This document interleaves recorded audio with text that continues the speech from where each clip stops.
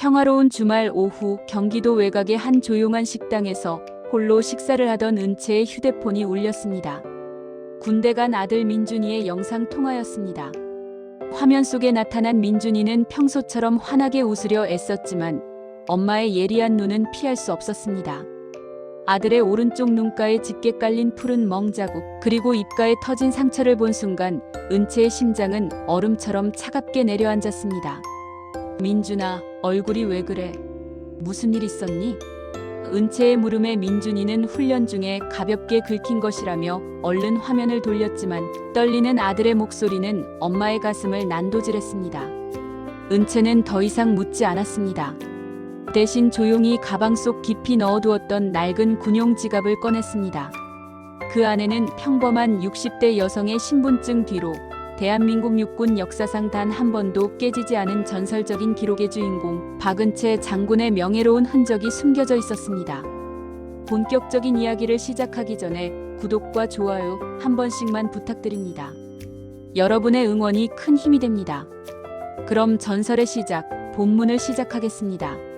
충청남도 계룡시의 웅장한 육군본부.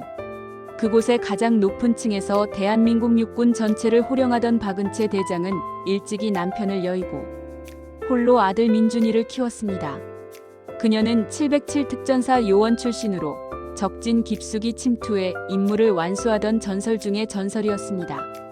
사격장에서 백발백중의 실력을 자랑하고 1000명의 부하를 눈빛 하나로 제압하던 그녀였지만 아들 앞에서는 그저 따뜻한 밥 한 끼 챙겨주지 못해 미안해하는 평범한 엄마일 뿐이었습니다. 민준이는 그런 엄마를 원망하기는커녕 가장 존경하는 인물로 늘 엄마를 꼽았습니다. 그리고 성인이 되자마자 엄마의 뒤를 이어 가장 험하다는 특전사 비호 부대에 자원 입대했습니다. 엄마, 저도 엄마처럼 멋진 군인이 되어 돌아올게요. 씩씩하게 거수경례를 하고 부대로 떠나던 아들의 뒷모습이 눈에 선했습니다. 하지만 석 달 만에 마주한 아들의 얼굴은 엄마의 가슴을 찢어놓기에 충분했습니다. 은채는 군 복무 시절 그 어떤 혹독한 작전 중에도 눈물 한 방울 흘리지 않았던 강철 같은 여인이었습니다. 하지만 영상통화 속 아들의 흔들리는 눈동자와 보이지 않게 떨리던 어깨는 그녀의 내면에 잠자고 있던 사자를 깨웠습니다. 무언가 잘못되었습니다.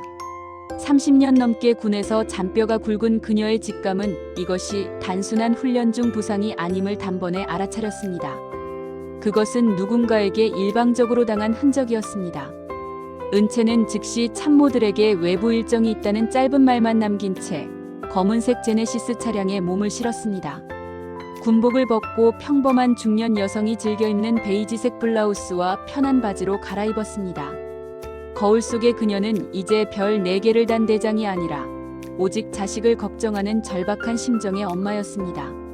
하지만 그녀의 눈빛만은 예전 707 요원 시절 목표물을 포착했을 때의 서늘함을 그대로 간직하고 있었습니다. 운전대를 잡은 은채의 손에 힘이 들어갔습니다. 경기도 이천으로 향하는 길, 노을이 지는 들판이 스쳐 지나갔지만 그녀의 머릿속에는 오직 아들의 상처난 얼굴뿐이었습니다. 민준아, 조금만 기다려라. 엄마가 간다. 부대 정문이 가까워질수록 은채의 호흡은 규칙적이고 차분해졌습니다. 이는 극도의 긴장 상태에서 평정심을 유지하는 베테랑 요원들만의 특징이었습니다. 부대 입구에서 헌병들이 차량을 세웠습니다. 은채는 신분증을 제시하며 면회를 신청했습니다. 헌병들은 그녀가 누구인지 꿈에도 모른 채 그저 나이 지긋한 아주머니가 면회를 온 줄 알고 무심하게 통과시켰습니다. 주차장에 차를 세우고 내린 은채는 면회실로 향하는 길목마다 부대 시설을 훑어보았습니다. 겉으로는 평화로워 보였지만 곳곳에서 느껴지는 경직된 분위기와 병사들의 어두운 표정은 그녀의 의심을 확신으로 바꾸어 놓았습니다. 드디어 면회실 문을 열고 들어섰을 때 은채는 그곳에서 벌어지는 광경에 온몸의 피가 역류하는 것을 느꼈습니다. 저 멀리 구석진 테이블, 아들 민준이가 흙탕물 범벅이 된 군복을 입은 채 바닥에 무릎을 꿇고 있었습니다. 그리고 그 앞에는 거만하게 짝다리를 짚고 선 젊은 소대장이 민준이의 머리를 툭툭 치며 담배 연기를 내뿜고 있었습니다. 면회실 안의 다른 가족들은 공포에 질려 시선을 회피하고 있었고 면회실을 관리하는 병사들은 오히려 그 광경을 즐기듯 낄낄거리며 웃고 있었습니다. 은채의 발걸음이 무겁고 차갑게 바닥을 울렸습니다. 그녀의 시야에는 오직 무릎 꿇린 아들과 그 위에서 군림하려 드는 오만한 소대장뿐이었습니다. 30년 군 생활 동안 단 한 번도 용납하지 않았던 부조리가 지금 자신의 아들에게 행해지고 있었습니다. 은채는 차분하게 하지만 대기 전체를 얼려버릴 듯한 목소리로 입을 열었습니다. 지금 내 아들한테 뭐 하는 짓입니까? 네, 이어서 파트 2 위기 마이너스 면회실의 폭거와 뺨을 때린 소대장 이야기를 시작하겠습니다. 모든 지문과 예고는 빼고 요청하신 대로 5,000자 내외의 오디오북 형식으로 작성해드립니다. 은채의 차가운 물음에 소대장의 시선이 천천히 돌아왔습니다. 어깨에 다이아몬드 하나를 단 소위 계급장의 소대장. 김철수 소위는 귀찮다는 듯 인상을 찌푸리며 은채를 위아래로 훑어보았습니다. 아줌마, 목소리 좀 낮추지. 여기가 어디라고 소리를 지르고 난리야. 김소희의 입에서는 역한 담배 냄새가 섞인 가시 돋친 말이 튀어나왔습니다. 무릎을 꿇고 있던 민준이는 엄마의 목소리를 듣자마자 경악하며 고개를 들었습니다. 엄마가 여기 어떻게? 아들의 눈에는 반가움보다 공포가 더 짙게 서려 있었습니다. 자신이 당하는 모습을 엄마에게 보였다는 수치심, 그리고 이 무소불위의 권력을 가진 소대장이 엄마에게까지 해를 끼칠까봐 두려워하는 그 눈빛을 보며 은채는 가슴이 갈기갈기 찢어지는 고통을 느꼈습니다. 은채는 떨리는 숨을 내뱉으며 민준이에게 다가가려 했습니다. 하지만 김소희가 가로막으며 은채의 어깨를 거칠게 밀쳤습니다. 어딜 함부로 들어와? 면회 신청했으면 저기 앉아서 기다릴 것이지 민간인 주제에 군기 잡는 현장에 끼어들어. 은채는 밀려나지 않았습니다. 오히려 김소희의 손을 가볍게 쳐내며 똑바로 그의 눈을 응시했습니다. 군기 잡는 거라고 했습니까? 면회 온 가족 앞에서 병사를 무릎 꿇리고 담배 연기를 내뿜는 게 당신이 배운 군기입니까? 은채의 목소리는 낮았지만 면회실 안의 모든 공기를 압도하는 묵직함이 있었습니다. 김소희는 당황했습니다. 평범해 보이는 아줌마의 눈빛에서 느껴지는 이 기묘한 위압감은 그가 살아오며 단 한 번도 경험해보지 못한 것이었습니다. 하지만 주변에 있는 부하들과 다른 면회객들의 시선이 느껴지자 그는 자신의 권위가 도전받았다고 생각하며 더욱 악에 받쳐 소리를 질렀습니다. 이 아줌마가 진짜 미쳤나? 내가 이 부대 소대장이야. 당신 아들이 훈련 중에 빠져서 특별교육 중인 거라고. 민간인이 뭘 안다고 참견이야. 김소희의 폭언에도 은채는 눈 하나 깜짝하지 않았습니다. 그녀는 바닥에 떨어진 민준이의 모자를 주워 흙을 털어내며 말했습니다. 특수전 사령부 비호부대. 대한민국 최고의 정예 요원을 키워내는 곳이라고 들었습니다. 그런데 이곳의 장교 수준이 고작 이 정도입니까? 당신은 장교의 자격이 없습니다. 이 말은 김소희의 이성을 완전히 끊어놓았습니다. 그는 분노로 얼굴이 시뻘겋게 달아오른 채 은채의 멱살을 잡으려 손을 뻗었습니다. 뭐라고? 내가 감히 군인을 모욕해? 이 할망구가 곱게 보내주니까 안 되겠네. 민준이가 소리치며 일어섰습니다. 소대장님, 제발 그만하십시오. 제 어머니입니다. 하지만 광기에 휩싸인 김소희에게는 아무 소리도 들리지 않았습니다. 김소희는 멱살을 잡으려던 손을 거두더니 그대로 오른손을 크게 휘둘렀습니다. 쩍하는 파열음과 함께 은채의 고개가 옆으로 돌아갔습니다. 면회실 안은 순식간에 정적에 휩싸였습니다. 김소희가 은채의 뺨을 때린 것이었습니다. 민준이는 비명을 지르며 엄마를 붙잡았습니다. 면회실의 사람들은 믿을 수 없는 광경에 입을 막았습니다. 현대 군대에서, 그것도 면회 온 병사의 부모를 장교가 폭행했다는 사실은 그 누구도 상상할 수 없는 일이었습니다. 하지만 김소희는 오히려 당당하게 자신의 손을 털며 비웃었습니다. 아줌마, 이게 군대의 맛이야. 어디서 감히 장교한테 훈수질이야? 당신 아들 군 생활 좀 치고 싶지 않으면 당장 무릎 꿇고 빌어. 안 그러면 이놈 내일 당장 영창 보낼 테니까. 은채는 천천히 고개를 돌렸습니다. 그녀의 하얀 뺨에는 붉은 손자국이 선명하게 남았습니다. 하지만 그녀의 눈에는 눈물 대신 시퍼런 칼날보다 더 날카로운 광채가 번뜩이고 있었습니다.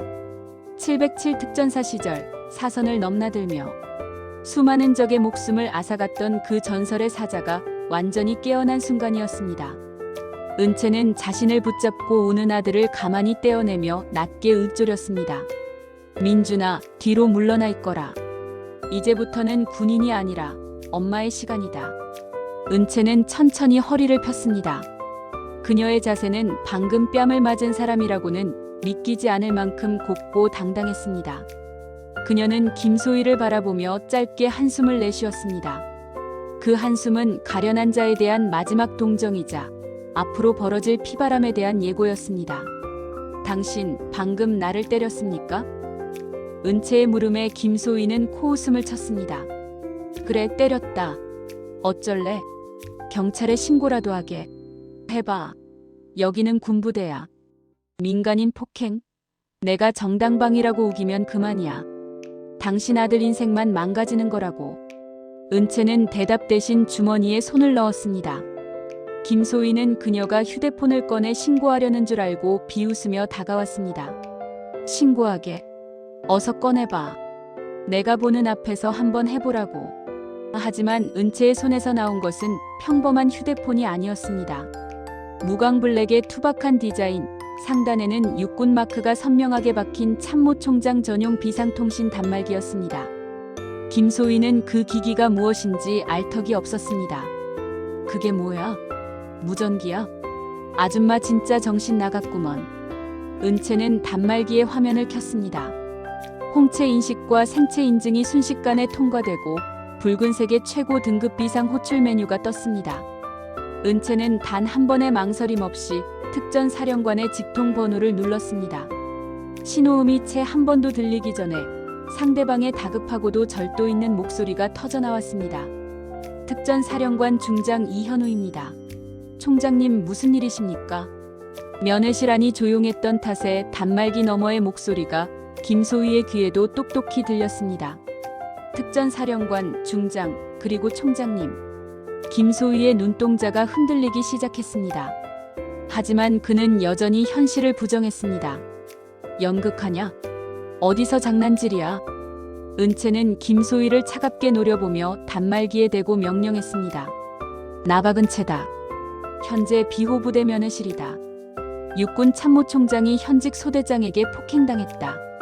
또한 내 아들 김민준 일병에 대한 조직적인 가혹행위 정황을 확인했다. 이 사안은 전시 상황에 준하는 군기문란으로 간주한다. 은채의 목소리는 면회실 벽을 타고 울려 퍼졌습니다. 이현우 사령관, 지금 즉시 사령부 직할 헬기 2대를 출동시켜라. 헌병대 수사관과 감찰실장을 동승시켜라.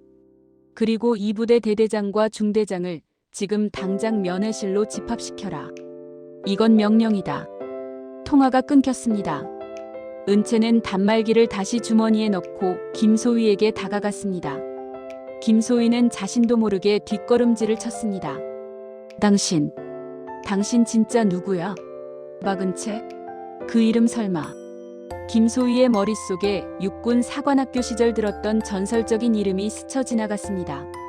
대한민국 여군 역사상 최초의 사성장군, 707 특전사의 독사로 불리며 북파 공작 임무까지 완수했다는 그 박은채 장군.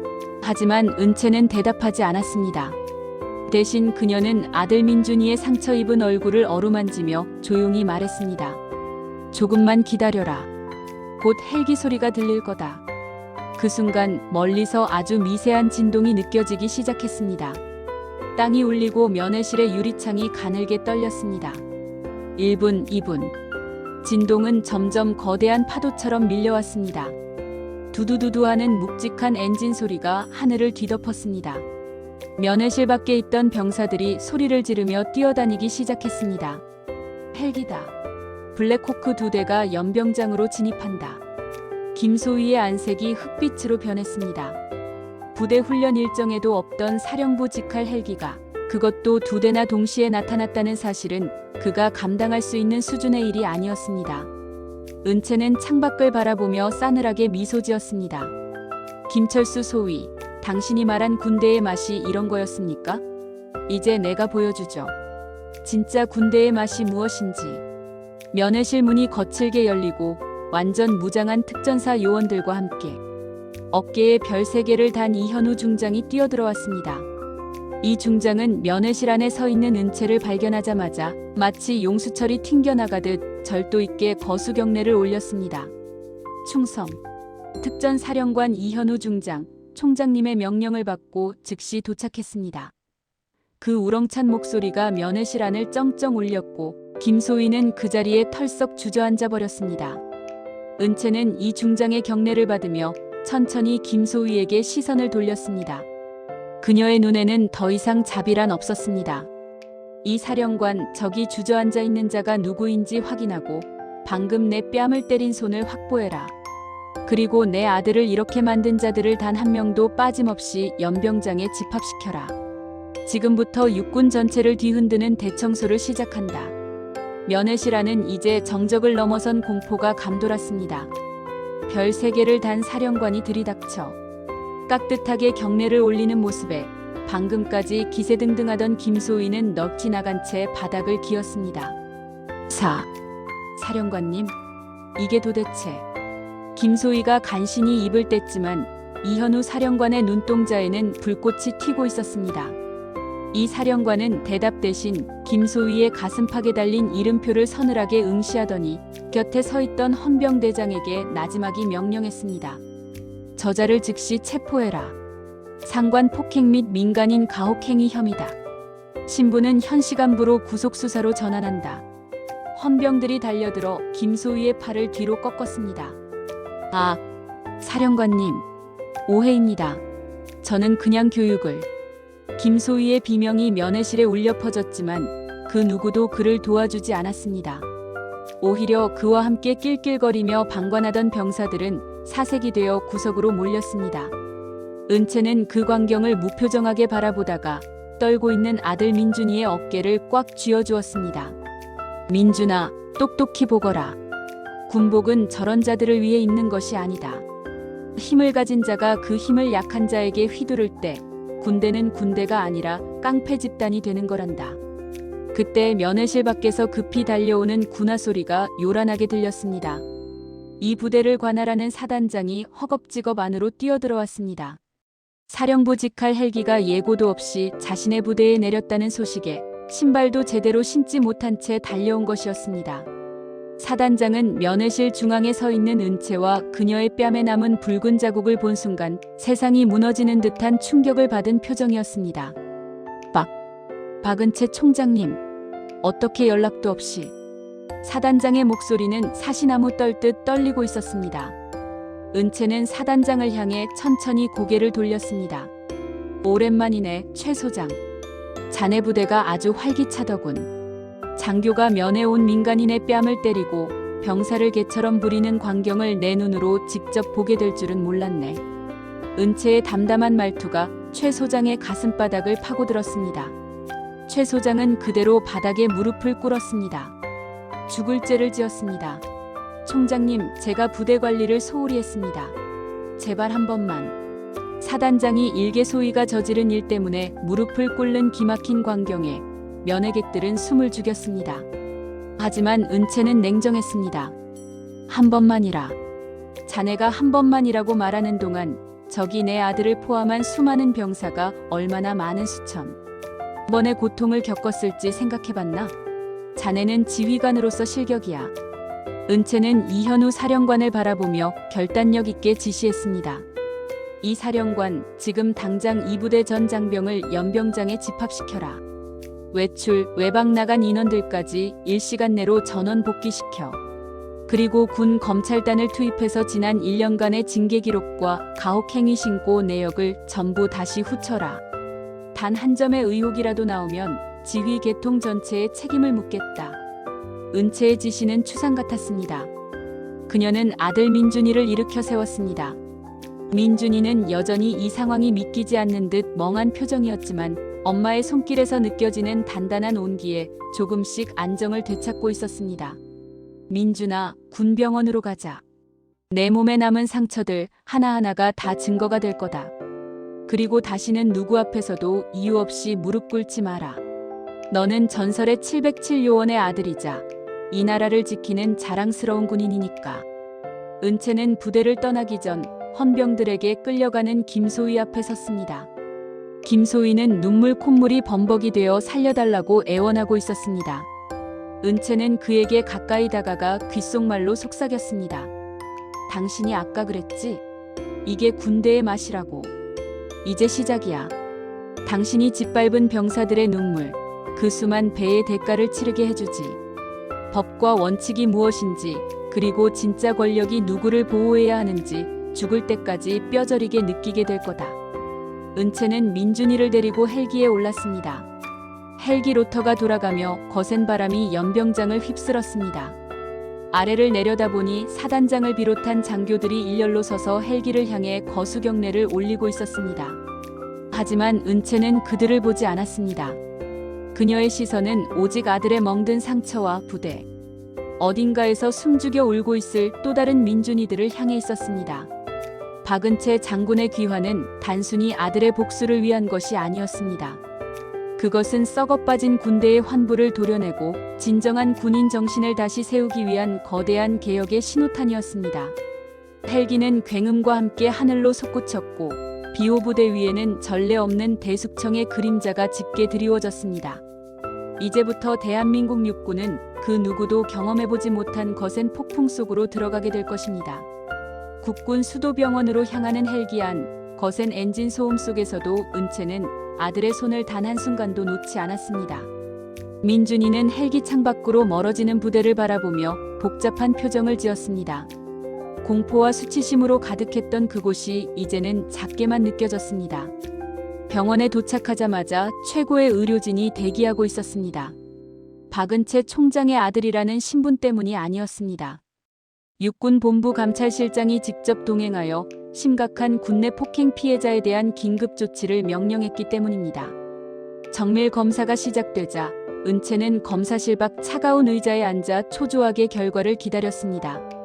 잠시 후 군의관이 두꺼운 차트를 들고 나왔습니다. 그의 얼굴은 몹시 어두웠습니다. 총장님, 검사 결과가 나왔습니다. 군의관의 목소리가 떨리고 있었습니다. 겉으로 보이는 눈가와 입술의 상처는 빙산의 일각입니다. 정강이 부위에는 반복적인 구타로 인한 미세골절이 확인되었고 등과 옆구리 곳곳에는 담뱃불로 지진 것으로 추정되는 화상 자국이 여러 군데 발견되었습니다.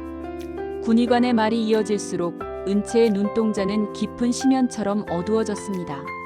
특히 심리적인 상태가 매우 불안정합니다. 장기간 지속된 가스라이팅과 폭언으로 인해 심한 외상 후 스트레스 장애 증상을 보이고 있습니다. 조금만 늦었더라면 돌이킬 수 없는 선택을 했을지도 모릅니다. 은채는 주먹을 꽉 쥐었습니다. 손톱이 손바닥을 파고들어 피가 배어나왔지만 그녀는 통증조차 느끼지 못했습니다. 707 특전사 시절 적군의 고문에도 굴하지 않았던 그녀였지만 아들의 고통 앞에서는 무너져 내리는 심장이었습니다. 그 시각 비호부대 연병장은 그야말로 아수라장이었습니다.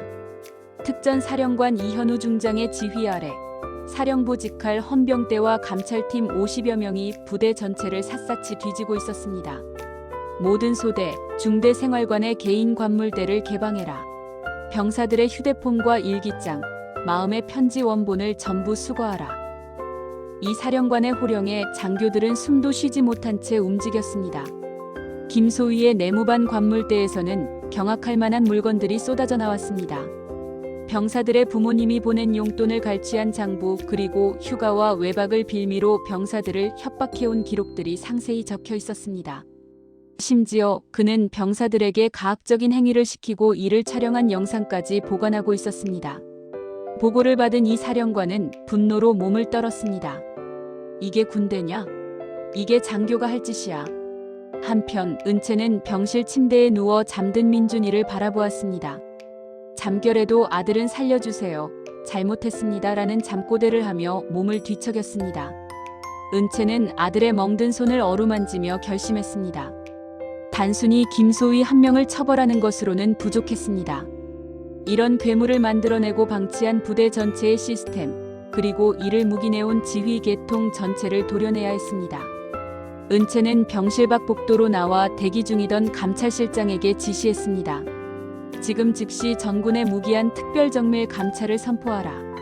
특히 특수전 부대와 오지 부대를 최우선으로 한다. 신고자의 익명성을 완벽히 보장하고 만약 보복 행위가 적발될 경우 해당 부대장은 즉시 보직 해임 후 군사재판에 회부하겠다고 공표해라. 감찰실장은 절도 있게 경례하며 물러났습니다. 은채는 다시 병실 안으로 들어와 의자에 앉았습니다. 그녀는 낡은 지갑 속에 간직해온 707 특전사 시절의 사진 한 장을 꺼냈습니다. 검은 베레모를 쓰고 날카로운 눈빛을 빛내던 젊은 날의 자신. 그때 그녀는 나라를 지키기 위해 목숨을 걸었습니다. 하지만 지금 그녀는 자신의 아들도 그리고 수많은 남의 집 귀한 아들들도 지켜주지 못한 군대의 현실에 통탄했습니다. 내가 군복을 입었던 이유가 고작 이런 세상을 만들기 위해서였나. 은채의 나직한 독백이 고요한 병실에 울려 퍼졌습니다. 그녀의 눈에는 눈물이 고였지만 결코 뺨 위로 흘러내리게 두지 않았습니다. 장군의 눈물은 정의를 바로 세우는 칼날이 되어야 했기 때문입니다. 창밖으로 어둠이 짙게 깔렸습니다. 하지만 은채의 밤은 이제 시작이었습니다. 비호부대에서 시작된 작은 불씨는 이제 대한민국 육군 전체의 썩은 부위를 태워버릴 거대한 불길로 번져가고 있었습니다. 박은채 장군, 그녀의 본격적인 사냥이 시작된 것입니다. 다음 날 새벽 병실에서 아들의 잠든 얼굴을 확인한 은채는 어제 입었던 베이지색 블라우스 위에 낡은 검은색 야전 상의를 걸쳤습니다. 그녀가 향한 곳은 국방부 지하에 위치한 특수 취조실이었습니다. 그곳에는 수갑을 찬 채 초췌한 몰골로 앉아있는 김소희가 있었습니다. 김소희는 문이 열리는 소리에 고개를 들었다가 들어오는 인물을 보고 그대로 얼어붙었습니다. 어제 면회실에서 자신이 뺨을 때렸던 그 아줌마가 아니었습니다. 살기등등한 눈빛과 압도적인 기운을 뿜어내는 전설의 707 요원 박은채 그 자체였습니다. 은채는 아무 말 없이 김소희의 맞은편에 앉았습니다. 그리고 책상 위에 민준이의 몸에서 발견된 화상 자국과 골절 진단서 사진들을 천천히 펼쳐놓았습니다. 김소희의 눈동자가 사정없이 흔들렸습니다. 이건 제가 한 게 아닙니다. 그냥 훈련 중에. 김소희의 변명이 채 끝나기도 전에 은채가 책상을 내리쳤습니다. 쾅 하는 소리와 함께 취조실의 무거운 공기가 진동했습니다. 은채는 김소희에게 아주 가까이 다가가 낮게 읊조렸습니다. 나는 적진 한복판에서 손톱이 뽑히면서도 비명 한 번 지르지 않고 버텼던 사람이다. 그런 내 눈을 속일 수 있다고 생각하나? 당신이 내 아들의 등에 남긴 이 담뱃불 자국, 그리고 정강이를 걷어찬 그 구두발. 내가 똑같이 돌려줄 수도 있다는 걸 알고 있나? 은채의 서늘한 목소리에 김소희는 숨을 쉬는 법조차 잊은 듯 했습니다. 은채는 주머니에서 녹취록 하나를 꺼내 던졌습니다. 그것은 김소희가 평소 병사들을 협박하며 내뱉었던 추악한 말들이 고스란히 담긴 기록이었습니다. 장교는 국가와 국민을 위해 헌신하는 자리다. 그런데 당신은 그 신성한 제복을 입고 사익을 채우고 약자를 짓밟았지. 당신이 면회실에서 내 뺨을 때린 것, 그건 사적인 감정으로 용서할 수 있다. 하지만 당신이 군의 기강을 무너뜨리고 아이들의 영혼을 파괴한 것, 그건 절대로 용서할 수 없다. 김소희는 결국 바닥으로 무너져 내리며 울음을 터뜨렸습니다. 살려주십시오, 총장님. 제가 제정신이 아니었습니다. 중대장님이 시키는 대로 했을 뿐입니다. 김소희의 입에서 예상치 못한 이름이 나오자 은채의 눈썹이 꿈틀거렸습니다. 중대장, 이진혁 대위가 이 모든 걸 지시했다는 건가? 김소희는 고개를 미친 듯이 끄덕였습니다. 그렇습니다. 이 대위님이 병사들 돈을 걷어오라고 시켰고 말을 안 듣는 애들은 확실히 밟아놓으라고 했습니다. 저는 시키는 대로 한 것뿐입니다. 사건의 몸통이 드러나는 순간이었습니다. 은채는 취조실 밖에서 대기하던 감찰팀에게 즉시 명령했습니다. 이진혁 대위를 긴급 체포하라. 그리고 그와 결탁한 상급자가 더 있는지 낱낱이 파헤쳐라. 한 명이라도 누락되면 담당 수사관부터 문책하겠다. 은채의 지시는 단호했습니다. 그녀는 이제 단순한 가혹행위를 넘어 부대 내에 깊숙이 뿌리 박힌 조직적 비리의 실체를 목격한 것입니다. 취조실을 나온 은채는 복도 거울에 비친 자신의 모습을 보았습니다. 뺨에 남은 붉은 자국은 이제 희미해졌지만 심장에 새겨진 분노는 더욱 뜨겁게 타오르고 있었습니다. 그녀는 알고 있었습니다. 이제부터가 진짜 싸움이라는 것을 말입니다. 상대는 일개소위가 아니라 군의 폐쇄성을 이용해 기생해온 거대한 어둠의 세력이었습니다. 하지만 그들은 몰랐습니다. 그들이 건드린 사람이 하필이면 대한민국에서 가장 지독하고 강인한 독사박은 채였다는 사실을 말입니다. 은채는 낡은 야전 상의에 깃을 세우며 차갑게 읊조렸습니다. 전부 다 쓸어버리겠다. 내 아들이 흘린 눈물 한 방울까지 대가를 치르게 해주마. 그날 오후 육군본부 정문 앞에는 전례 없는 긴장감이 감돌았습니다. 무장한 헌병들이 비호부대 중대장을 압송해 들어왔고 이를 지켜보는 군 관계자들의 얼굴에는 경악과 공포가 서려 있었습니다. 박은채 장군의 대숙청, 그 피의 서막이 본격적으로 올랐습니다. 국방부 지하 취조실을 나온 은채의 발걸음은 거침이 없었습니다. 그녀가 향한 곳은 육군본부 대회의실이었습니다.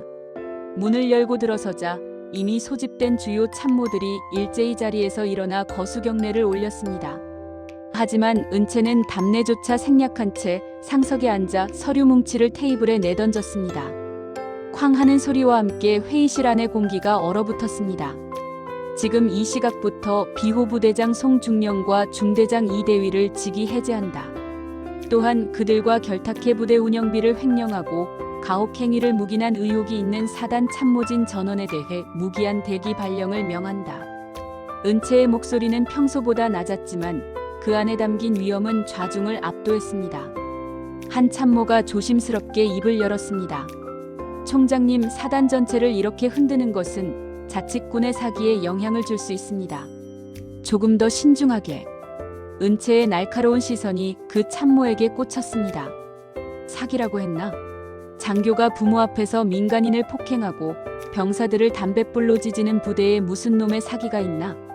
그런 썩은 사기는 차라리 없는 게 낫다. 자네도 그들의 편인가?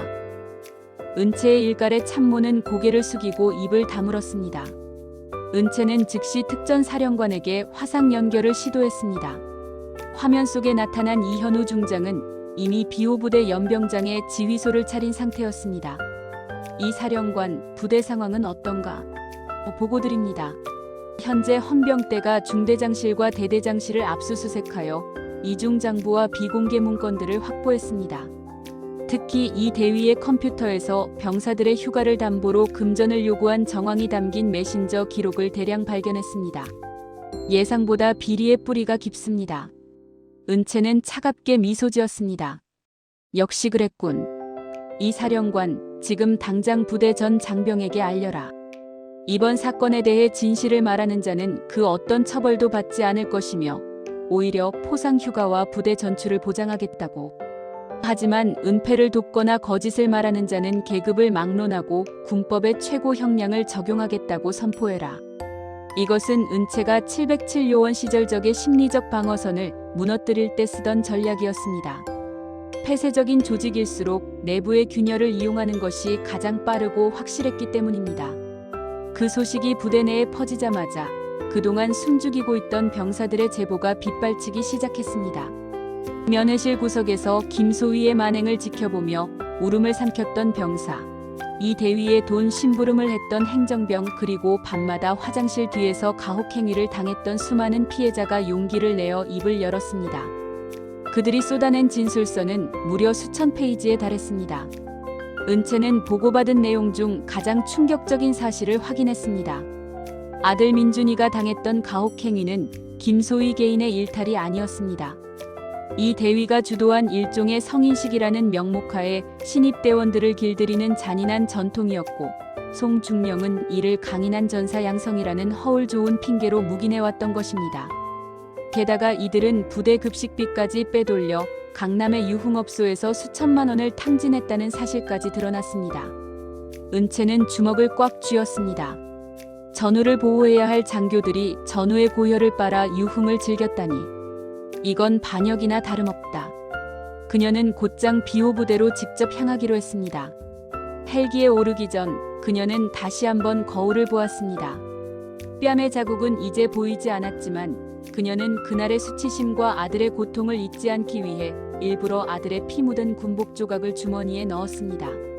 헬기가 비호부대 상공에 도착하자 연병장에는 이미 수천 명의 장병이 도열해 있었습니다. 은채가 헬기에서 내리자 사방에서 거센 바람이 일었습니다. 그녀의 낡은 야전 상해깃이 휘날렸고 그 뒤로 수십 명의 헌병 수사관이 뒤따랐습니다. 연병장에 서 있던 장교들의 얼굴은 공포로 하얗게 질려 있었습니다. 은채는 단상에 올라 마이크를 잡았습니다. 그녀의 목소리는 스피커를 타고 부대 구석구석까지 울려 퍼졌습니다. 나는 오늘 대한민국 육군 참모총장이 아닌 한 병사의 어머니로서 그리고 여러분의 선배 군인으로서 이 자리에 섰다. 내 아들이 여기서 당한 고통을 보며 나는 통탄했다. 하지만 더 슬픈 것은 이곳에 있는 수많은 아들들이 정의롭지 못한 지휘관 밑에서 신음하고 있었다는 사실이다. 은채는 단상 아래에서 고개를 숙이고 있던 송중령과 이대위를 지목했습니다. 송철루 중령, 이진혁 대위. 고개를 들어 나를 봐라.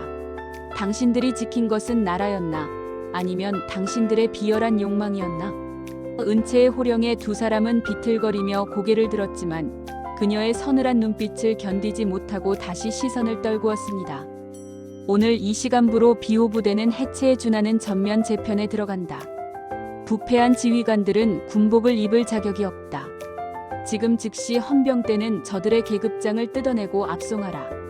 은채의 명령과 동시에 헌병들이 달려들어 송중령과 이대위의 어깨에서 계급장을 거칠게 뜯어냈습니다. 수천 명의 병사가 지켜보는 앞에서 벌어진 장교들의 몰락이었습니다. 은채는 연병장에 도열한 병사들을 하나하나 눈에 담았습니다. 병사 여러분 고생 많았다. 이제 더 이상 두려워하지 마라. 여러분을 괴롭히던 어둠은 내가 다 쓸어버리겠다. 정의로운 군대, 명예로운 군복이 무엇인지 내가 반드시 보여주겠다. 은채의 선언이 끝나자 잠시의 정적 후 연병장 여기저기서 병사들의 흐느낌과 환호성이 터져나왔습니다. 하지만 은채는 알고 있었습니다. 이것은 시작일 뿐이라는 것을. 부패의 뿌리는 예상보다 훨씬 더 깊게 뻗어 있었습니다. 전설의 독사박은 채 그녀의 칼날은 이제 사단장실을 넘어 육군 전체의 심장부를 향해 겨눠지고 있었습니다.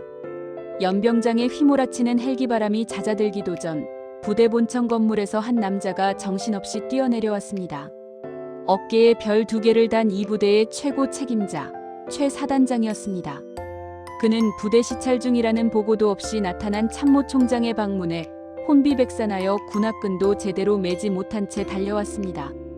최 사단장은 단상 위에 서 있는 은채의 서늘한 기운을 느끼자마자 연병장 바닥에 무릎을 꿇으며 머리를 조아렸습니다. 총장님, 죽을 죄를 지었습니다. 제가 부하 관리를 소홀히 하여 이런 불상사가. 제발 노여움을 풀어주십시오. 사단장이 전 장병 앞에서 무릎을 꿇는 전대미문의 광경에 병사들은 숨을 죽였습니다. 하지만 은채는 그를 내려다보는 시선조차 주지 않았습니다. 그녀는 헌병대에게 압송되어 오던 김소희를 가리켰습니다. 최 소장, 자네 밑에서 배운 소대장이 내 뺨을 때리며 말하더군. 이게 군대의 맛이라고. 자네가 가르친 군대의 맛이 고작 이런 것이었나? 은채의 담담한 말투는 채찍보다 더 매섭게 최 사단장의 가슴을 후려쳤습니다. 최 사단장은 사색이 되어 김소희를 노려보았습니다. 이 미친놈이 감히 누구에게 손을 대. 내 놈이 우리 부대를, 내 인생을 아주 망치려고 작정을 했구나. 사단장의 절규에 김소희는 이제 자신이 무슨 짓을 저질렀는지 완전히 깨달은 듯 넋이 나간 표정으로 중얼거렸습니다. 저는 그냥 아줌마인 줄 알았습니다. 장군님일 줄은 정말 꿈에도. 은채는 김소희에게 다가갔습니다. 그녀의 그림자가 바닥에 엎드린 김소희를 덮었습니다. 아줌마면 때려도 되는 건가? 민간인이면 짓밟아도 되는 거야? 자네가 입은 그 제복은 국민을 지키라고 국가가 빌려준 것이지 힘없는 사람 위에 군림하라고 준 권력이 아니다. 자네는 군인도 장교도 심지어 인간으로서의 기본도 갖추지 못했다. 은채는 이현우 사령관에게 명령했습니다. 이 사령관, 지금 이 현장을 영상으로 기록해라. 그리고 전군 교육 자료로 배포해라. 지휘관이 부패하고 초급 장교가 오만해질 때 군대가 어떻게 무너지는지, 그리고 그 끝이 얼마나 비참한지 모든 장병이 똑똑히 보게 해라. 은채의 단호한 지시에 수십 대의 카메라가 김소희와 최 사단장의 비굴한 모습을 담기 시작했습니다. 그때 은채의 주머니 속 단말기가 다시 울렸습니다. 국방부 장관의 긴급 호출이었습니다. 박 총장, 지금 비호 부대에서 벌어지는 일이 사실인가? 사단장을 무릎 꿇리고 장교들을 집단 체포하다니 이게 대체 무슨 일인가? 장관의 우려 섞인 목소리에도 은채는 눈 하나 깜짝하지 않았습니다. 장관님, 지금 여기는 군대가 아니라 범죄 집단이 되어 있었습니다. 내 아들의 정강이가 부러지고 등에 담뱃불 자국이 남았습니다. 장관님의 아들이라면, 대한민국의 아들들이 이런 대우를 받는다면 신중을 기하시겠습니까? 저는 오늘부로 육군의 환부를 완전히 도려내겠습니다. 책임은 제가 집니다. 은채는 통화를 끊고 단상 아래로 내려왔습니다. 그녀는 떨고 있는 병사들 사이를 천천히 걸었습니다. 그러다 한 병사 앞에 멈춰서서 그의 삐뚤어진 옷깃을 직접 바로잡아 주었습니다. 겁먹지 마라. 너희는 죄가 없다. 죄를 지은 자들은 그에 합당한 대가를 치를 것이고 너희는 이제 진짜 군인 대접을 받게 될 거다. 내가 약속한다. 은채의 따뜻한 한마디에 병사들 여기저기서 참았던 울음이 터져나왔습니다. 은채는 다시 사단장을 향해 몸을 돌렸습니다. 최 소장, 자네의 보직 해임안은 이미 국방부에 제출했다. 자네가 묵인한 비리 자금의 행방 감찰팀이 샅샅이 뒤질 거다. 한 푼이라도 병사들의 피땀 어린 돈이 자네 주머니로 들어갔다면 자네는 군복 대신 죄수복을 입게 될 거다. 은채의 선언과 함께 헌병들이 최 사단장의 팔을 붙잡았습니다. 연병장을 떠나 헬기로 향하는 은채의 등 뒤로 거대한 함성이 울려 퍼졌습니다. 그것은 공포의 외침이 아니라 억눌려 있던 정의가 마침내 터져나오는 해방의 함성이었습니다. 헬기 로터가 다시 돌아가기 시작했습니다. 은채는 창문을 통해 멀어지는 부대를 보며 주머니 속 아들의 피 묻은 군복 조각을 만졌습니다. 이제 시작이다. 은채의 나직한 읍조림은 헬기 엔진 소리에 묻혔지만 그녀의 눈빛은 그 어느 때보다 강렬하게 빛나고 있었습니다. 박은채 장군의 대숙청은 이제 부대의 담장을 넘어 육군 본부의 깊은 어둠 속으로 진격하고 있었습니다. 연병장의 함성이 가라앉기도 전 은채는 감찰팀을 이끌고 부대 본청에 위치한 중대장실과 대대장실을 직접 들이쳤습니다. 문이 박살나며 안으로 들어선 은채의 눈에 들어온 것은 황급히 서류를 파쇄기에 밀어 넣고 있던 이진혁 대위의 비겁한 뒷모습이었습니다. 그만두게. 이미 늦었네. 은채의 서늘한 목소리에 이 대위의 손이 덜덜 떨리며 멈춰섰습니다.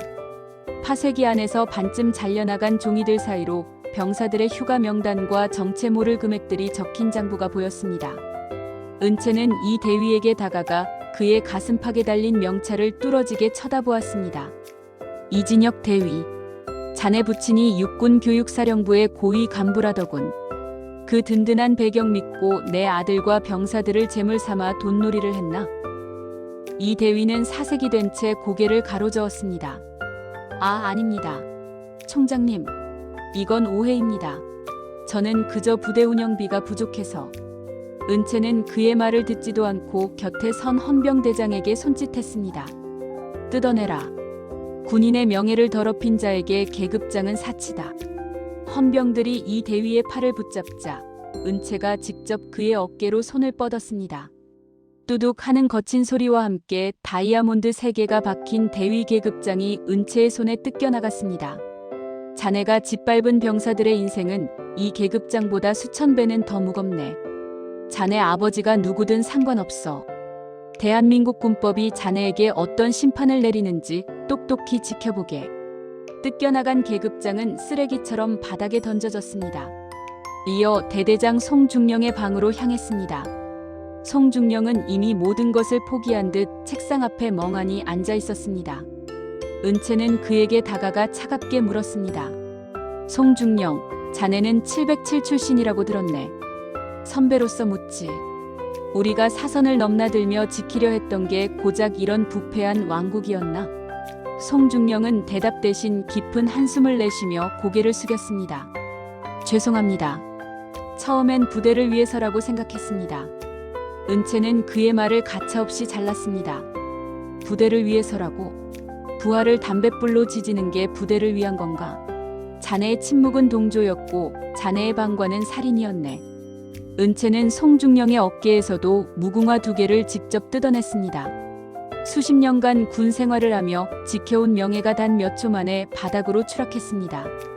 계급장이 떨어진 자리에 남은 거친 실밥 자국은 그들의 수치스러운 흔적이 되어 남았습니다.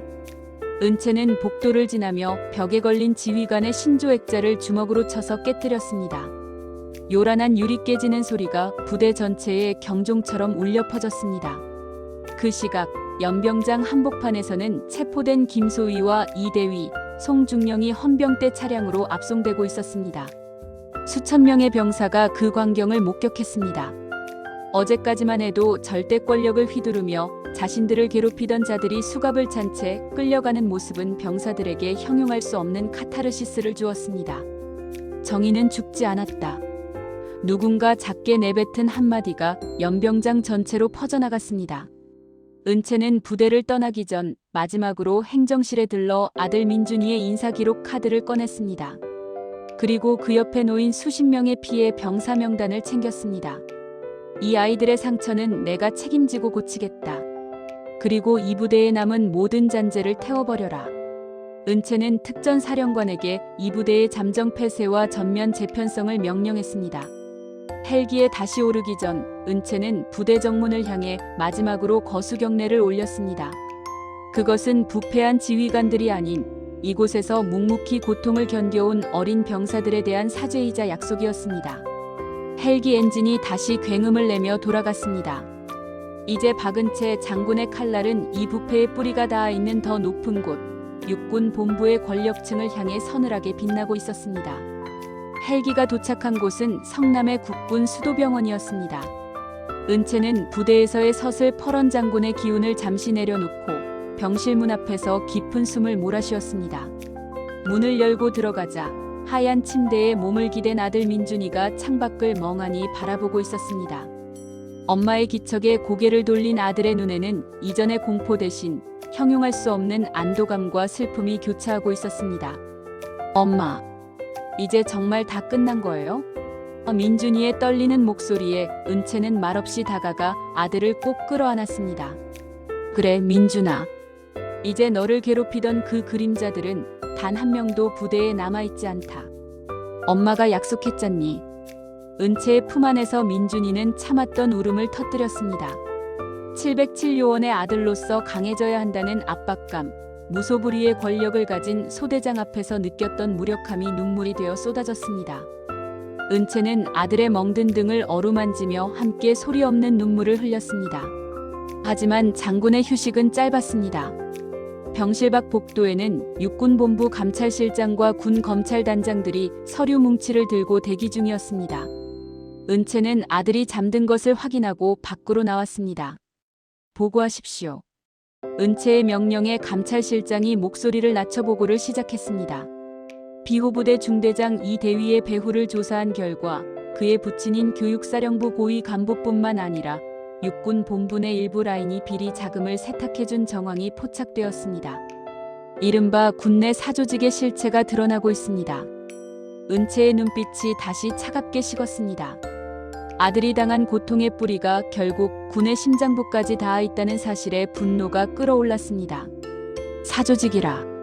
군복을 입고 사익을 위해 무리를 짓는 자들은 군인이 아니라 반역자다. 지금 즉시 숙정위원회를 구성하라. 이번 기회에 육군에 기생하는 모든 사조직의 뿌리를 뽑아버리겠다. 내 직인이 찍힌 특별명령서를 전군에 하달하라. 은채의 지시는 즉각 실행되었습니다.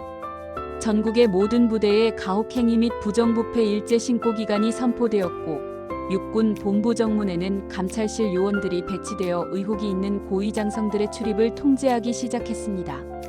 8090년대 군대를 거치며 폐쇄적으로 변질되었던 군의 문화가 박은채라는 거대한 폭풍을 만나 강제로 뒤집히고 있었습니다.